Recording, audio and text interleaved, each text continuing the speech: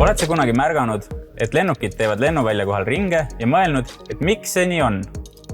Kuigi see võib tunduda tavatu või tekitada küsimuse, kas tegu on eriolukorraga, siis tegelikult on see lennunduses täiesti tavaline nähtus, mida nimetatakse ootamisprotseduuriks.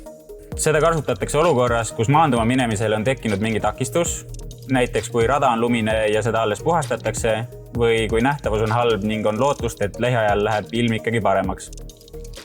Põhjuseks võib olla ka see, et kehtestatud on mingisugune kellaajaline mürapiirang või näiteks olukord, kus lennukil on vaja ära põletada liigne kütus, et jõuda lubatud maandumiskaalu vahemikku.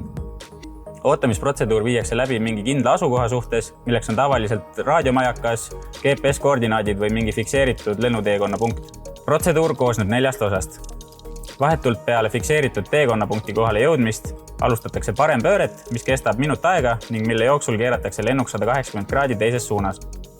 Seejärel lennatakse minut aega otse, misjärel alustatakse veel ühte pööret ning kokku moodustub sellest staadionikujuline ring, mille läbimine võtab aega 4 minutit.